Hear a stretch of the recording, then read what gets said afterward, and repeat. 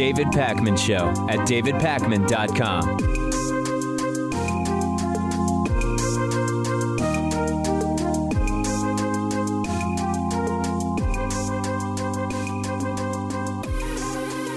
The topic of President Donald Trump and dementia is a topic that just seems to not go away, and it's definitely not going to go away after his very bizarre slurring of speech and appearing to have a tongue 10 times its normal size, or just a very, very strange series of events during his speech yesterday about recognizing Jerusalem as the Israeli capital. And if you haven't been following the backstory on Trump dementia, there has been speculation for some time based on a variety of different incidents involving Donald Trump that it's possible that he may be in the early stages of dementia, possibly Alzheimer's, one particular type of dementia, that there could be other cognitive limitations, maybe related to decline in Donald Trump, questions about his off and on lack of reading ability, sort of unclear. And earlier this week, I told you about Morning Joe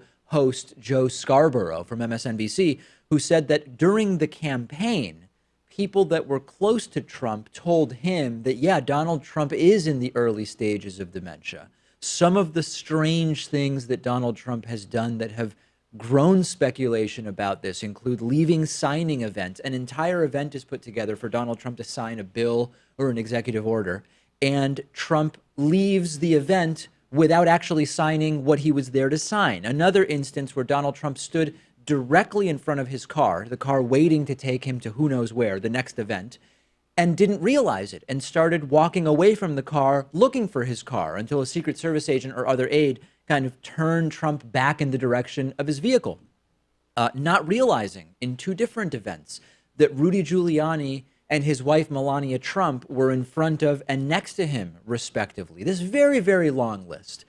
And yesterday, this video comes to my attention from Matt, which has only fueled even more speculation about possible Donald Trump dementia. And I'll tell you after we look at the video and Matt's email to begin with what I think is going on here. So Matt wrote to me saying, hey, David, in this last press briefing by Donald Trump, he starts out normal, but near the end, it looks like he's either chewing on something or his tongue is swelling up. It really weirded me out and seems like something you may be interested in checking out. You can scrub through the video to see the progression at the end.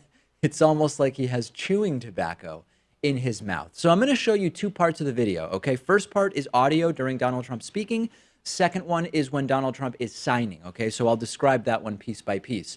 I'm first going to play for you the end of Donald Trump's speech yesterday. And this is, again, a speech about recognizing Jerusalem as the capital of Israel and eventually moving the U.S. Embassy from Tel Aviv to Jerusalem. We talked about the political aspect of this story yesterday. And what you'll notice when listening to this is that Donald Trump starts to sound sort of mush-mouthed, slurring his speech, generally sounding weird. And if you're watching as you listen, you'll also notice that Donald Trump starts to look very odd, visibly having difficulty talking, sort of like his tongue is swelling up huge in his mouth, as Matt suggested in his email to me. Or imagine having like an oversized, gigantic wad of chewing gum in your mouth.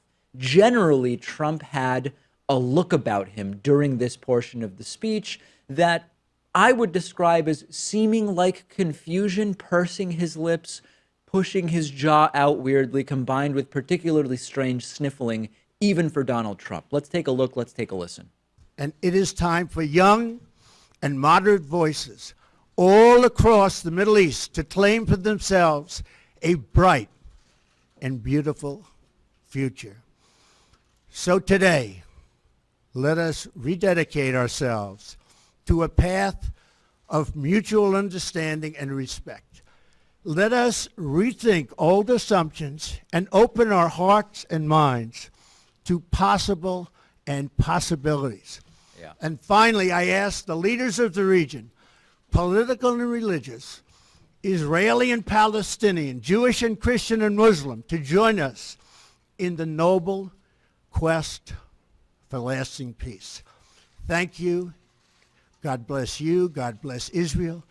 God bless the Palestinians. And God bless the United States. Thank you very much. Thank you. Okay. So It's weird, right? And the truth is, I know people who have or have had forms of dementia, including Alzheimer's, and this was often how they spoke. But at the same time, my grandmother spoke like this for a while before she passed away. And in her case, it was her dentures that were slipping, which is something that's been proposed here as well. Now, that's bad enough, but then it gets arguably even worse. And in the second part, which we're going to play for you, but it doesn't really have audio, you'll notice that as Donald Trump is signing, he's doing a lot of the same things. He looks at what he's about to sign, and he seems a little bit confused. As he's signing it, his jaw kind of hangs weirdly, his cheeks puff up, the swollen tongue thing seems to happen again. He does the pursing of the lips. He looks like he's chewing on something once again. All very, very strange behavior. And this is all completely speculative. Nothing has as of yet been said about what happened here, but there could be a number of explanations. Idea number one is, okay, could this be connected to dementia? That's a possibility, and we don't know the answer. What other explanations are there? More benign ones, I guess we could say. Denture slipping keeps coming up, and that's possible, right? I don't know whether Donald Trump has dentures.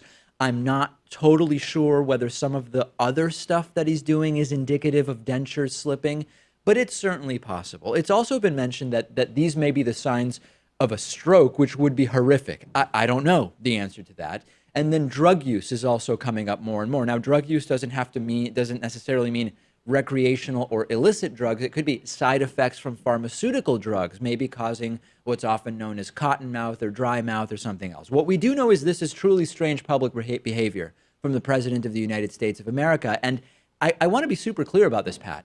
If any of these speculations are true, whether it's stroke, dementia, or whatever, none of this is something to be made fun of, right? We're talking about medical conditions here, but it would be concerning in terms of this person being president of the United States. Even if it was just dentures slipping, I mean, that wouldn't be something to make fun of either. Of course not. It would just be nice to know maybe if he had them. I mean, I'm sure he would assert that he has the best oral hygiene. We just don't know if he has dentures. And I looked that up today just to see, do we know whether Donald Trump has dentures? It's clear from his teeth that those are not his natural teeth. They are perfect and white in every way, Yes. and they are clearly either veneers or something. Could be a full set of dentures. We just don't know. And a White House aide said that it was dry mouth, Yeah. which in that case, why not just pull a Rubio, grab some water real quick, right? At some point, you could have a sip of water or something. Yeah, so anyway, this is not helping all of the speculation that already exists about the possible cognitive decline of Donald Trump.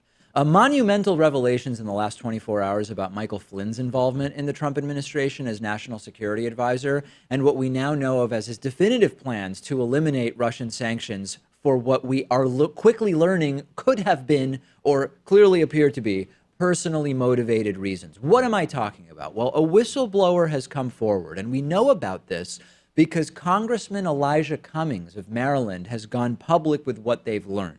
Now indicted former Trump National Security Advisor Michael Flynn told a former business associate that sanctions against Russia would be, quote, ripped up as one of the first actions of the Trump administration. And this is huge because, number one, it further confirms what we increasingly already knew, that the goal all along, even before the election of Donald Trump, was to, as quickly as possible, get rid of sanctions against Russia.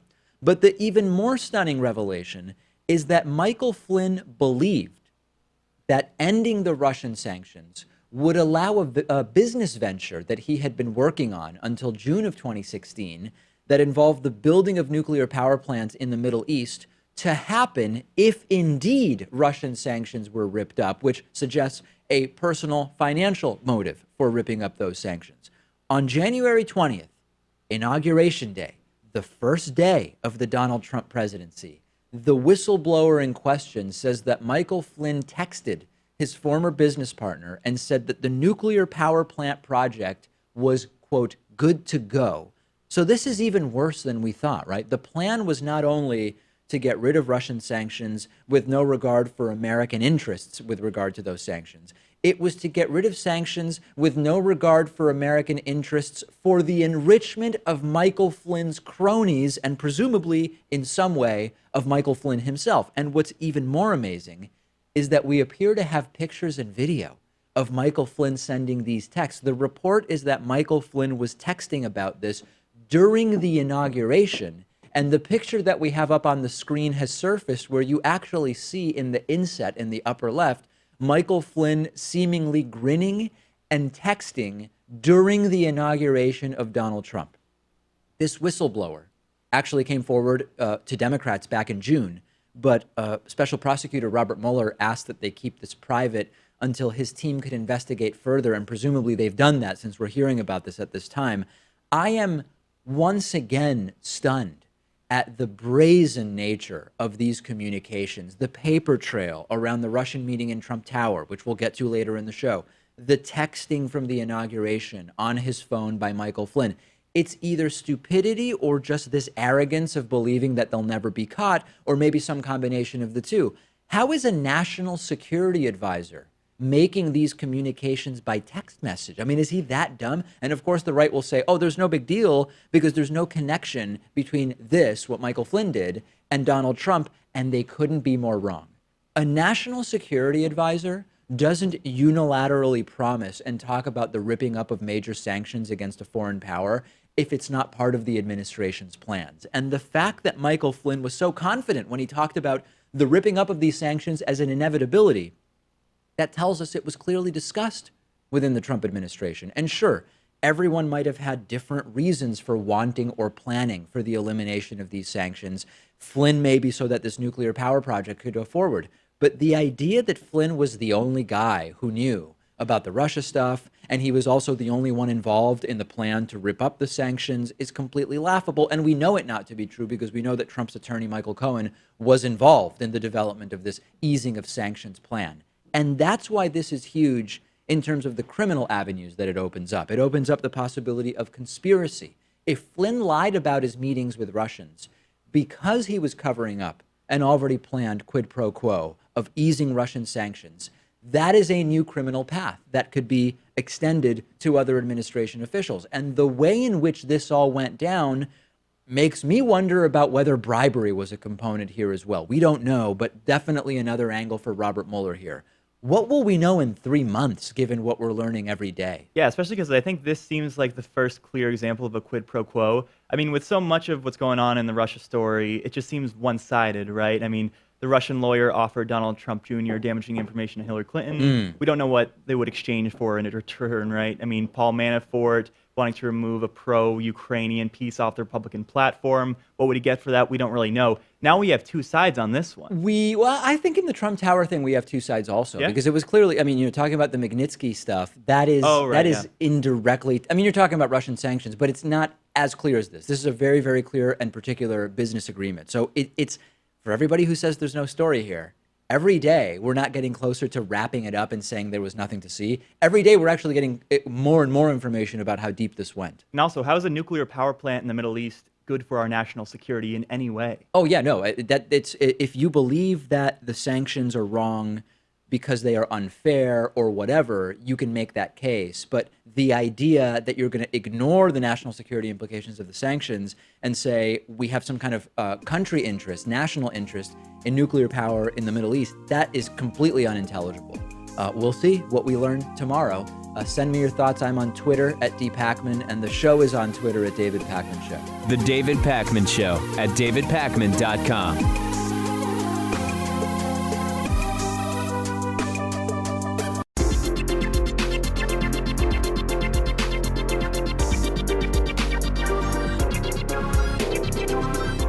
The David Pakman Show at davidpakman.com.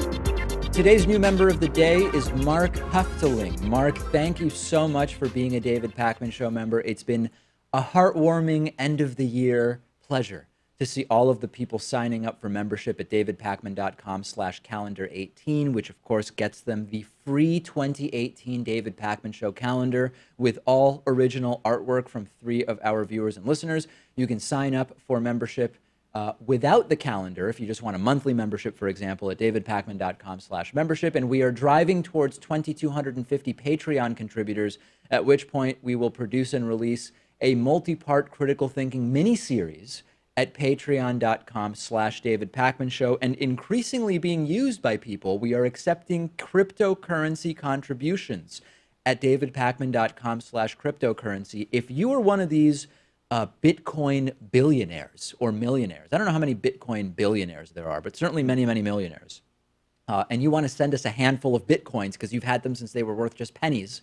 DavidPakman.com/cryptocurrency gets you all the information you need to do that. Very, very exciting stuff. And thanks to everybody who's already contributed in that way.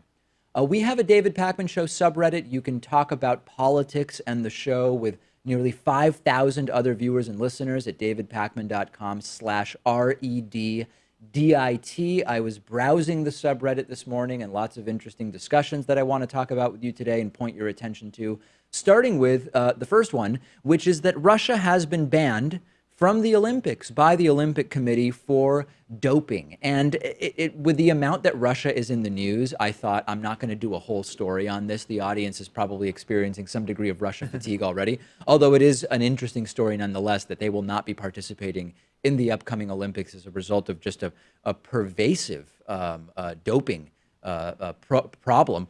It's almost a doping program. Like, it's almost official doping that they were participating in. Well, if you are interested in us talking about it, it is on today's bonus show.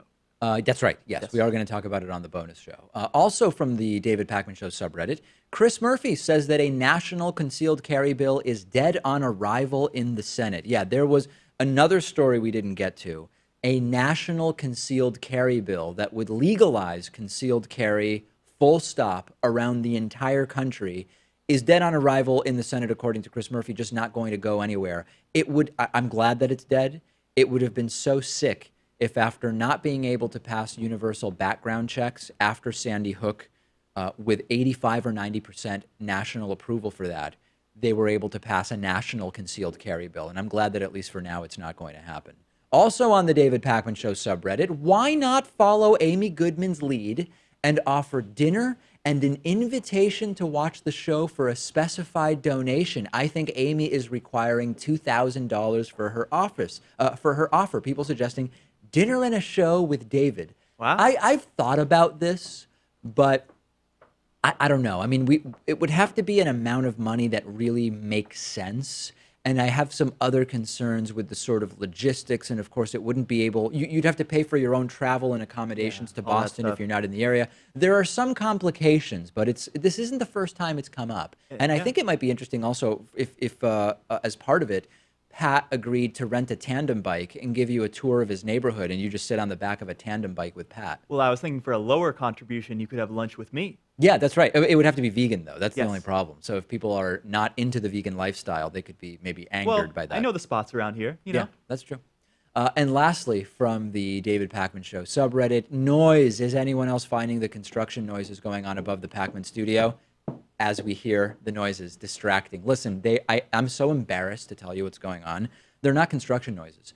An office has moved in upstairs that is mostly female employees, and it was empty above us. They all wear high heels, and that's the noise. It's high heels, and we're in discussions about whether we can maybe put carpet down. Pat was insisting on going up there and buying everybody slippers so they could change into slippers instead of high heels. But it's embarrassing. It's not good for any of us, and we're doing everything we can to work on it. But that's the truth. It's high heels. They found a way to get on the show. Not everyone can do that. Yeah, not everybody has figured out a way to do it. But get an office right above us and wear high heels, and you'll be a big part of the show real quick. That's for sure. Okay, davidpakman.com/Reddit. Don't miss the discussions. Great to see people participating there. I briefly mentioned yesterday that Donald Trump Jr., the son of Donald Trump, was questioned behind closed doors about all things Russia by the House Intelligence Committee. And I happen to think, and I've said before, that the House Intelligence Committee is not likely to be the place that really makes progress on figuring out what did and didn't happen with Trump Russia. But hey, they're still doing the investigation. I'll pay attention to what took place in this committee hearing. And one question that we've all had, and that the House Intelligence Committee tried to explore yesterday with Donald Trump Jr., was how much did Donald Trump himself know about Russian contacts, specifically and including that infamous June 9th meeting in Trump Tower with the Russian lawyer related to dirt on Hillary and the easing of Russian sanctions? We know that Donald Trump Jr. was there. We know that Paul Manafort was there. We know that Jared Kushner was there. And there are others that were in the meeting that we've outlined. But Donald Trump personally wasn't there. The timing of Trump's schedule for that day and the timing of Donald Trump's tweets that day suggests that he was definitely in Trump Tower when the meeting took place. and that he was very much aware of what took place because he started tweeting just a couple hours after the meeting about dirt on Hillary and upcoming email releases. So cut to yesterday, understandably, members of the House Intelligence Committee want to know more about this, but Donald Trump Jr. refused to answer. And according to Congressman Adam Schiff, who's on that committee, he's the ranking member, Donald Trump Jr. did admit that he discussed the meeting and the emails that led up to the meeting with Donald Trump, but he refused to say anything else. And here is where it gets insane, okay? Donald Trump Jr. cited attorney-client privilege as the reason why he was refusing to answer the question. But a prerequisite for citing attorney-client privilege is that someone in the conversation be an attorney. And there is no such thing as attorney-client privilege when Donald Trump Jr. is talking to Donald Trump, because neither of them are lawyers. The argument then became, well, listen, during the phone calls between Trump and Trump Jr. about this, they both had their attorneys present in the room, which is not how attorney-client privilege works, since this has to do with communication between Trump and Trump Jr., and attorney-client privilege involves communication with the attorney. Now, he could refuse to answer things that he told his lawyer based on attorney-client privilege, but that's not what he's refusing to answer. He's refusing to answer conversations about conversations between himself and Donald Trump. How stupid does Donald Trump Jr. think everybody is? He's acting like anything that takes place within 25 feet of a lawyer you never have to talk about because of attorney-client privilege. And these are the details that Donald Trump Jr. is withholding that could actually be really big in figuring out how involved was Donald Trump, how knowledgeable, how complicit. And what's horrible is that all lawyers agree that this is BS. Doesn't seem that there's going to be any consequences for Donald Trump Jr., though. He cited bogusly attorney-client privilege. He's not a lawyer. The other person in the conversation isn't a lawyer. And yet, it appears like he's just going to get away with it. Yeah, I mean, if only these testimonies weren't behind closed doors. I'd love to see this on TV in a public setting and to see this all get challenged, because this is a lame excuse and everyone knows it. And as a result of the fact that it was behind closed doors, it sort of becomes he said, she said, he said, whatever, because Adam Schiff came out, ranking Democrat on that committee, and said, yeah, he cited attorney-client privilege as the reason not to answer, which is insane because he's not a lawyer and neither is Trump. But then another Republican, I don't even remember who, came out of the meeting and said, yeah, Donald Trump Jr., he answered all of our questions, super forthcoming, and he told us everything we wanted to know. Yeah, I don't think so. And the attorney-client privilege, I almost am wondering if he thought he was citing executive privilege, even though, of course, he doesn't actually have that relationship with the president of the United States anyway, nor was because he doesn't have an official position. But he does have the same name as the president, though. Maybe he thought he was the president? Maybe, okay, well, he has that. But that's the most sensible reason why he wouldn't disclose this, that he shares a name with the president of the United States. That makes like slightly more sense than attorney-client privilege or even executive privilege, which isn't even what he asserted. Very, very weird, and even more disgusting that he was allowed to get away with it. Let's talk about Sam Seder, okay? Earlier in the week, I told you that friend of the show, Sam Seder, host of the Majority Report, the voice of multiple characters on the Smash TV series Bob's Burgers, formerly of Air America Radio, et cetera, et cetera. He was targeted by this alt-right dude named Mike Cernovich for a tweet that he sent, a satirical tweet in the context of slamming those who were defending the sexual assault escapades of movie director Roman Polanski. He sent a satirical tweet 8 years ago, which said something along the lines of, if my daughter were ever raped, I hope it would be by a truly talented man with a great sense of mise en scène. And I'm sort of paraphrasing the tweet. An entire campaign to get Sam fired as an MSNBC contributor started as a result of Mike Cernovich's tweet about this. A campaign to get Sam's advertisers to pull advertising dollars off of his show, The Majority Report, started, and it appeared as though it had worked. MSNBC announced a few days ago they were pulling Sam off the air and that they would not be renewing his contract. He wasn't scheduled to appear until the end of the contract. He would not appear, and his contract would not be renewed. And I pointed out the sickening hypocrisy and double standard of these alt-righters who claim to be against outrage culture. They claim to be against those who just can't understand that you can joke about things and you're not necessarily a bad person. And they claim to be totally outraged about what is obviously a satirical joke from 8 years ago. However, MSNBC has done the right thing, and they are now going to renew their contract with Sam Seder. They are not going to be severing ties with him because they figured it out. And Sam commented on this for the Intercept. He had a statement where he said, "I appreciate MSNBC's thoughtful reconsideration and willingness to understand the cynical motives of those who intentionally misrepresented my tweet for their own toxic political purposes. We are experiencing an important and long overdue moment of empowerment for the victims of sexual assault and of reckoning for their perpetrators. I'm proud that MSNBC and its staff have set a clear example of the need to get it right." This is the right decision. And to be perfectly clear, Sam was not, nor have I ever heard Sam diminish the seriousness of sexual assault allegations, of the actions committed by sexual assaulters, abusers, and rapists. There was nothing here that was an actual defense of Roman Polanski in any way. Quite frankly, none of what Sam Seder was being accused of having done was accurate. And this was an absolute and utter bottom-feeding campaign that appeared to have worked. Unfortunately, it didn't. And you know what? I think that in the end, this might end up being kind of good for Sam because it's gotten him a lot of attention. Yes. And it has, I would assume, although I haven't spoken to him about this, brought in a lot of new paid subscribers for Sam who understand the absurdity of this. And in the end, he's still going to be back on MSNBC. And, you know, MSNBC, they have to do their due diligence the next time around. Didn't Phil Griffin say that, yeah, we messed up on this one? He is on record in an Intercept article about this saying, we got this one wrong, but we made it right, or something along those lines. So, hey, it happened, and a lot of it has to do with the audiences of Sam's show and of other progressive shows who heard about this story and activated around it. And you know what? Everything came together, and this is the right decision. And the best part is they failed. These fake outrage alt-right campaigns that often are successful, it failed miserably because Sam didn't actually say what it is that they accuse him of having said, which is a defense of Roman Polanski and the minimizing of actual sexual assault. Just didn't happen. It's satire. Everyone knows that. Absolute and total satire. And this is being discussed on our David Pakman Show subreddit, which you can find at davidpakman.com/REDDIT. The David Pakman Show at davidpakman.com.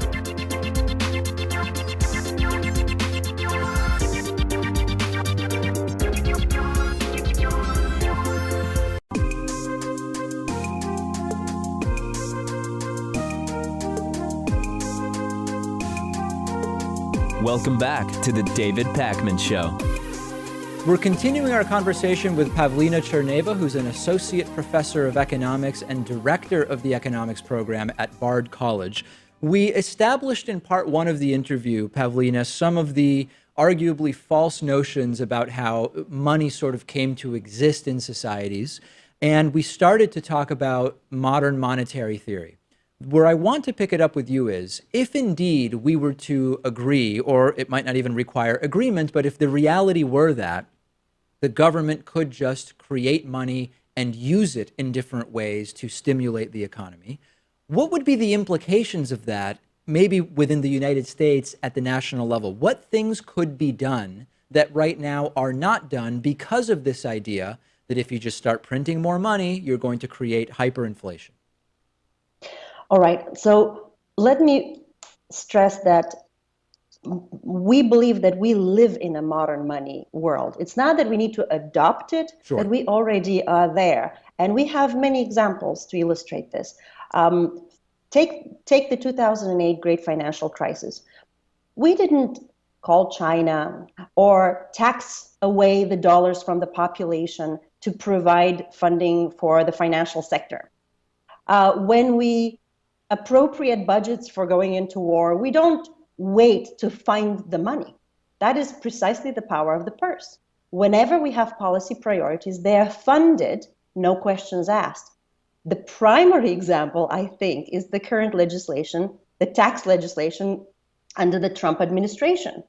It is very clear that this is the policy priority. We don't need to wait to find the money to provide this great benefit to corporations or high net income households.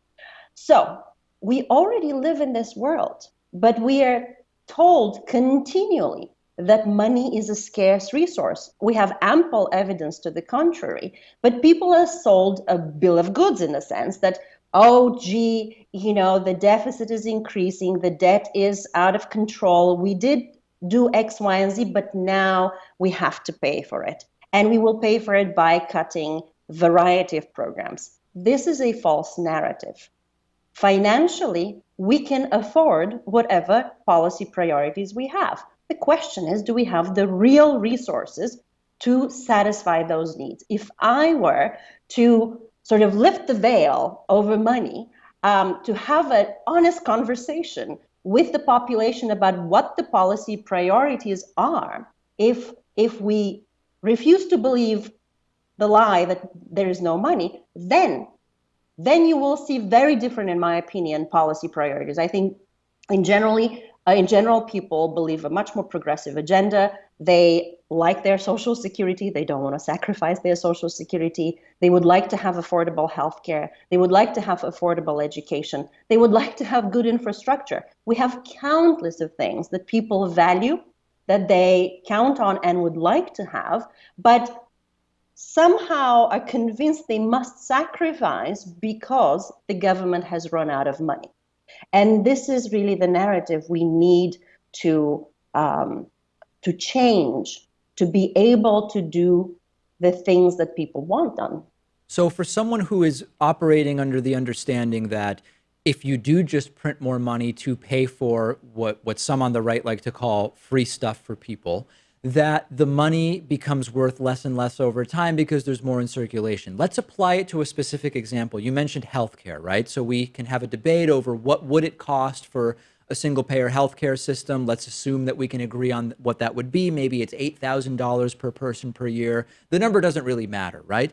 And what modern monetary theory would suggest is that you don't need to find that money elsewhere in the budget or necessarily tax people to obtain that money, that you could basically just create that money. And in the modern world, whether it requires the physical printing of it or basically just crediting it virtually to the government's coffers, that could be done and we could pay for everyone's health care and that there would be no negative repercussions elsewhere in the economy, inflation included. Is that more or less what MMT indicates?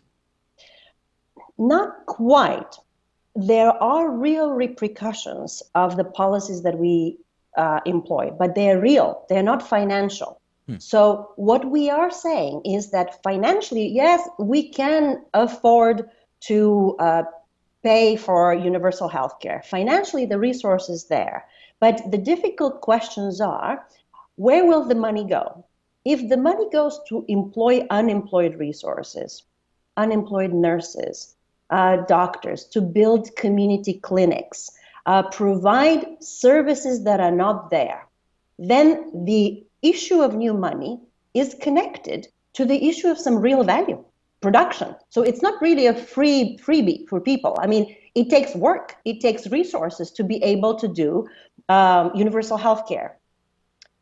There may be negative repercussions. Currently, enormous amount of money goes towards the private insurance industry that has enormous overhead costs. We know that Medicare has very small overhead costs by comparison. There will be some repercussions there. Somebody's going to lose their job. So it is not clear that this program will be inflationary because it's not necessarily a net new expenditure. It might displace existing expenditure. And these are the questions we need to be asking. How much production? How much employment? How much health provisioning have we accomplished? But people are focused on the money. We are running out of money. We got to take it from here to give it here. And that is not how it works.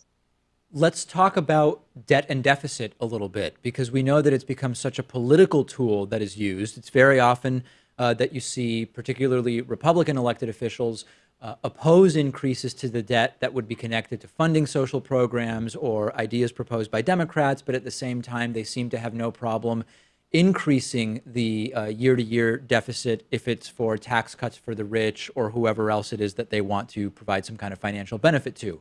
Is that entire conversation a red herring? In other words, does the debt matter?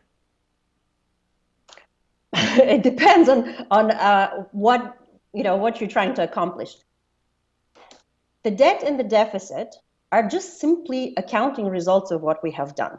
Yes, they matter in terms of how they were incurred. So if we had a great deficit as a consequence of giving enormous tax cuts to the top, and that did very little for the economy, yes, it matters. But if we incurred expenditure that produced employment, investment, etc., then yes, it matters as well. It's just you have to look at the real results. What doesn't matter is its size in and of itself.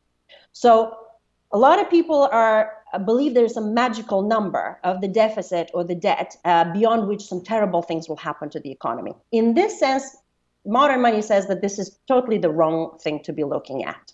The first thing that we like to stress, and this is kind of an important point, the phobia of deficit spending needs to go away. The deficit is an absolute necessity for the economy. The reason is that the deficit is simply the difference between what government spends and what it taxes back. And if the government spends $100 billion but only taxes 80 back, the $20 billion remain in the economy. That is savings. Those are net savings in the private sector. So this is a simple accounting identity. This is a simple math. If government spends more than it takes back, the difference stays in our pockets.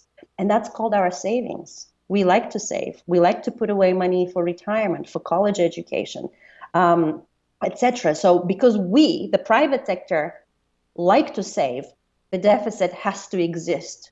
The question is, where did the money go? Whose pockets did it fill? Did it go, again, all the way to the top where it was maybe invested in the stock market? Or did it go in the pockets of firms, entrepreneurs, households that are trying to meet their daily demands and essentially improve their standard of living? There's no question that if our elected officials, at least at the national level, learned about MMT, understood it, and maybe adopted it, that we would have a very, very different way of governing. Do you see any evidence that that is starting to happen, that it could happen? I think that they operate on the principles of MMT. Again, the current tax discussions revealed that the Republicans never took seriously the debt and the deficit. Whenever they want their policy priorities, the debt and deficit is not just secondary. It's not at all the point of discussion. But Democrats have to change because they continue to harp on this debt deficit problem. So number one, the tax discussion showed that this is a very hypocritical attitude, that the debt and deficit really don't matter in terms of their size. What matters is what we do with the expenditure. And what I would like to see is more people begin to think this way, because then we will be asking the questions. Have we really produced full employment? Do people have decent jobs, decent incomes? Do we have the investment that we need for our economy? Do we have inflation? MMT will be concerned about inflation at full employment or even before. These are the real questions, not the size of the debt and the deficit. So I believe that the current political environment operates, certainly on the Republican side, operates on the principles of MMT. But the rhetoric is used to undermine, privatize other important programs. We've been speaking about modern monetary theory. We're going to continue covering it, and we've been speaking with Pavlina Tcherneva, who's Associate Professor of Economics and Director of the Economics Program at Bard College. Thanks so much for joining us again. My pleasure. The David Pakman Show at davidpakman.com.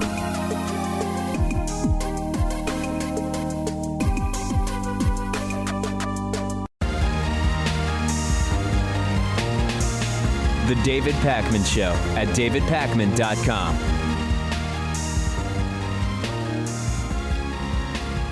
There is hypocrisy, and then there is serious, unabashed, glaring political hypocrisy. And two names that are making that hypocrisy widely known are the names Roy Moore and Al Franken, not Franklin.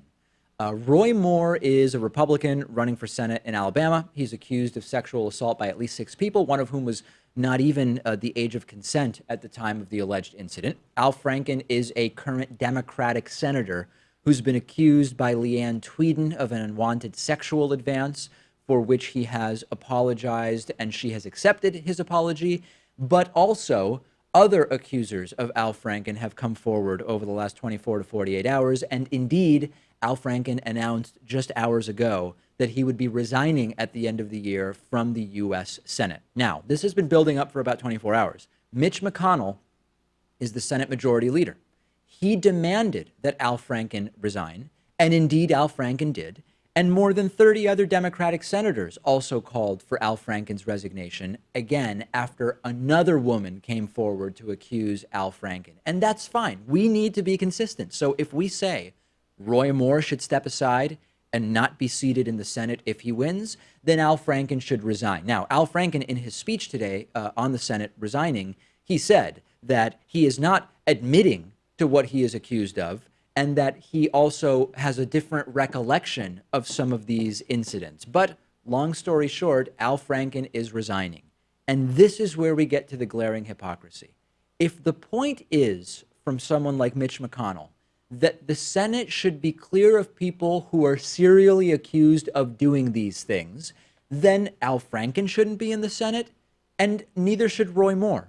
But Mitch McConnell, who again is the Senate Majority Leader, is right there, was right there for the last 24 hours, calling for the resignation of Al Franken.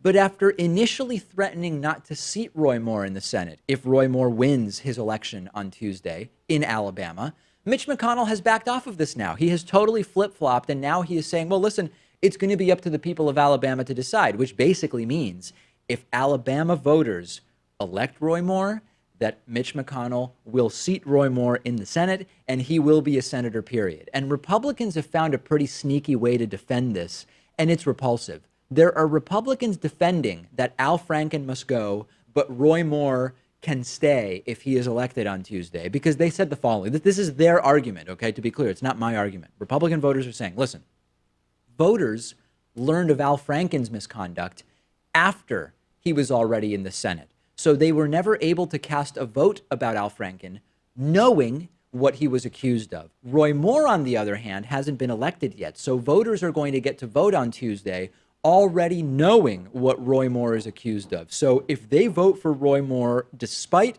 knowing about these allegations, we have no choice but to seat him, because he would have been elected by an electorate that knew the accusations of serial sexual assault against Roy Moore. But this is a ridiculous argument, because Al Franken's resignation was not called for on the basis of public opinion. So why is anyone even talking about what the voters think? The question is, do Democrats want Al Franken or Roy Moore in the Senate based on the multiple allegations of sexual misconduct? And the answer has been no from Democrats. Democrats saying Al Franken should resign, mostly saying, and Democrats also saying Roy Moore should step aside, and if he wins, he should not be seated in the Senate. Republicans, on the other hand, are saying, oh, Al Franken should resign, and he has, but mostly, other than some few Republicans like Jeff Flake, who I mentioned yesterday, most Republicans are saying Franken should go, but if Roy Moore wins in Alabama, he's the next senator from Alabama in the U.S. Senate. If the point is that people accused of serial sexual misconduct shouldn't be senators because of what it means for the Senate to harbor these guys, then they should be saying, if they want to be consistent, Franken shouldn't be in and Roy Moore shouldn't be in, period. But they're not doing that. And at the top of the heap is Donald Trump, who recently fully endorsed Roy Moore. And the really sad and funny thing is that those on the left who are hoping to talk Republicans into taking the moral high ground on this, I hate to break it to you, you can't convince Republicans to do anything based on the moral high ground because it's bogus. Evangelicals voted for Donald Trump. If there were ever a bigger confirmation that the moral high ground is irrelevant for Republicans, It's that evangelicals voted for Donald Trump.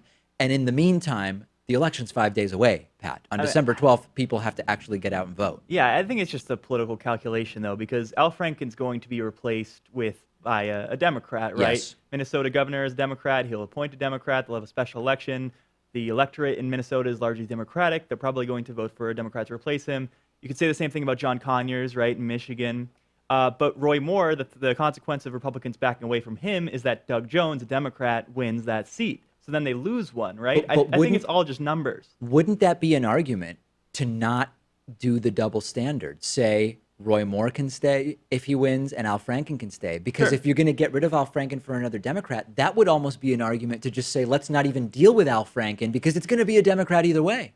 Yeah, I mean, I think that they're making the calculation that they're going to have to say that Al Franken has to go, right? I mean, no matter what. If Democrats are doing it too, then they have to go along with that. They can't take the opposite approach. I think, although I might disagree with you on the details, there's no doubt that it's all just political posturing. And there's absolutely nothing that we can actually deduce about the supposed moral high ground and family values that Republicans claim to have. Donate, phone bank, and knock on doors if you're in Alabama, because the election is just a few days away. This next story is going to sound satirical, but it's not. I'm going to play audio and video for you of an elected official, a Republican state representative, who flipped out on a Democrat because the Democrat touched him on the arm, because the Republican isn't gay and doesn't want to be seen as gay as a result of having been touched on the forearm. What? Yes, Darrell Metcalf is a Republican state rep in Pennsylvania. He was earlier this week, in a House committee meeting, sitting next to Democratic State Rep Matt Bradford.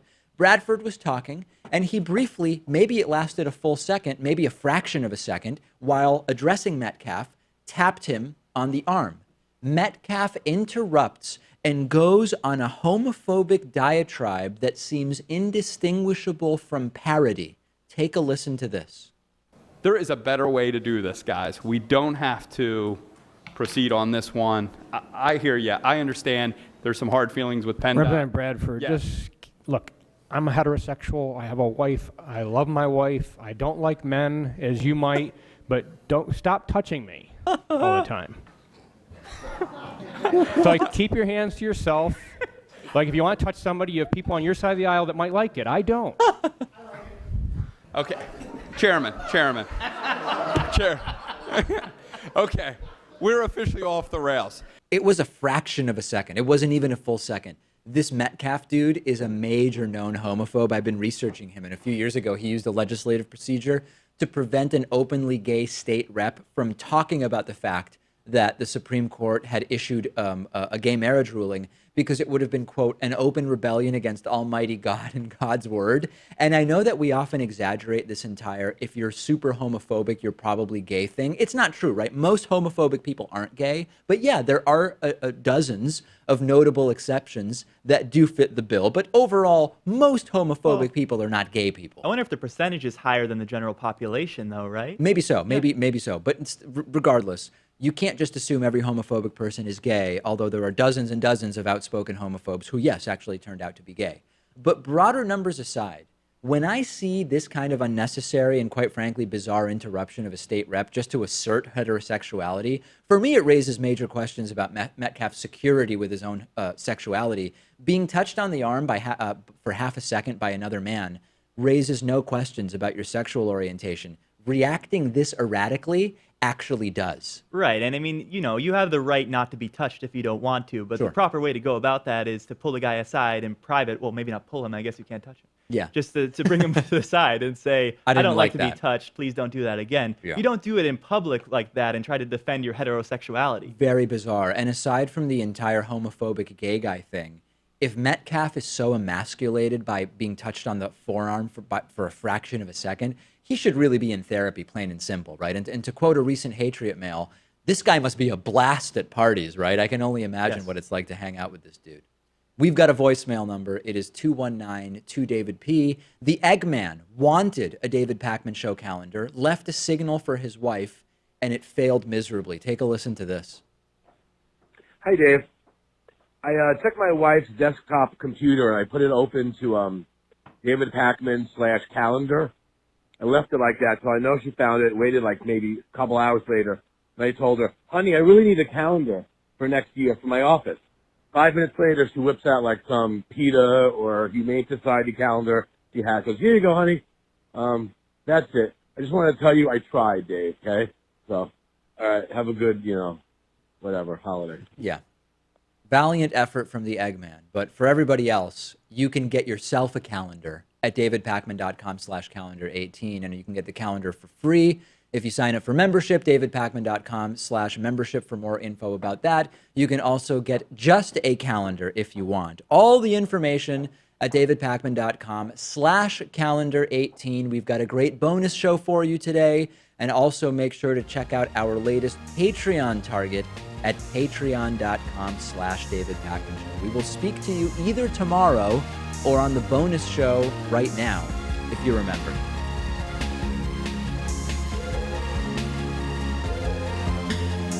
The David Pakman Show at davidpakman.com.